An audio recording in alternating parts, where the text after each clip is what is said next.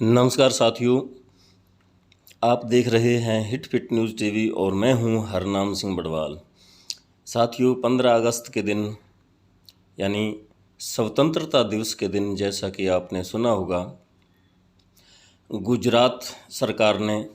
उन 11 लोगों को, उन 11 अपराधियों को जेल से रिहा कर दिया जिनको उम्र कैद की सज़ा सुनाई गई थी 2008 में। और केस था बिल्किस बानो का, क्योंकि इन 11 लोगों पर आरोप था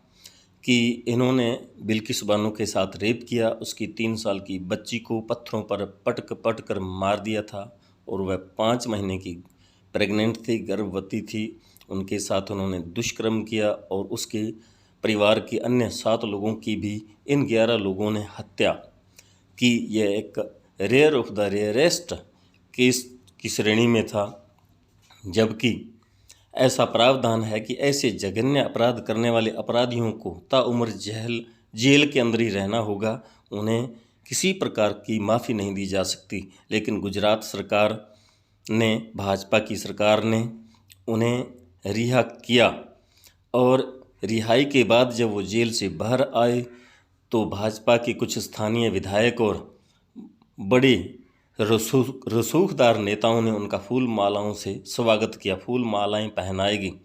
इससे बिल्किस बानो का दिल टूट गया, उनके उन पुराने जख्मों को दोबारा से हरा कर दिया गया। ये घावों पर नमक छिड़कने जैसी बात थी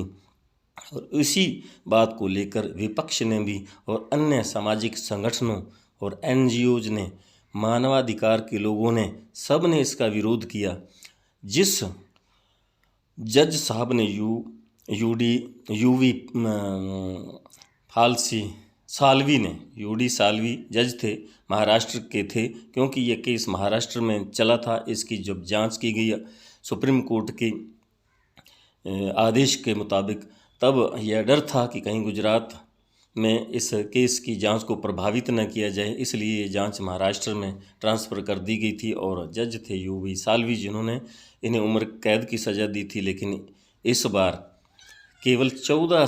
साल की सज़ा भोग लेने के बाद गुजरात सरकार ने उन्हें माफ़ी के नाम पर रिहा कर दिया। अब सवाल यह उठता है कि अगर गुजरात सरकार, भाजपा सरकार अपने राज्य के अंदर सजा याफ्ता कैदियों को 14 साल के बाद रिहा कर सकती है, तो क्यों न अन्य राज्य भी उसी तर्ज पर अपने यहाँ गिरफ्तार 30-30 साल पुराने अपराधियों को क्यों न रिहा कर दे। इसी बात को लेकर साथियों मैं आपको बताना चाहूँगा कि 28 और 29 अगस्त को दिल्ली के बंगला साहिब गुरुद्वारा में सिखों के लोग, जनप्रतिनिधि वहाँ इकट्ठे हुए और उन्होंने यह मांग कर डाली कि जब गुजरात के बिल्किस बानो के जघन्य अपराध करने वाले अपराधियों को इस तरह से माफ़ीनामे के आधार पर रिहा किया जा सकता है, तो क्यों ना उन सिख नौजवानों ने जो जेल के अंदर अभी तक सड़ रहे हैं और वो बूढ़े हो चुके हैं और उनको 30-30 साल के बाद भी रिहा नहीं किया गया, उन्हें किसी प्रकार की कोई माफ़ी नहीं दी गई, तो उन्हें भी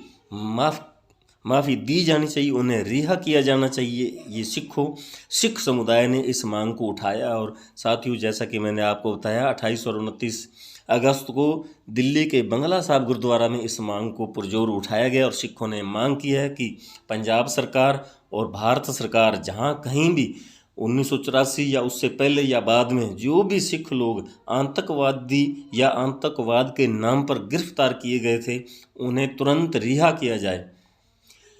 तो साथियों, यदि आपने हमारे hit fit news TV channel को अभी तक सब्सक्राइब नहीं किया है तो सब्सक्राइब कर लें, पास में लगे बेल आइकन को दबाएं, शेयर करें, लाइक करें। बहुत बहुत शुक्रिया।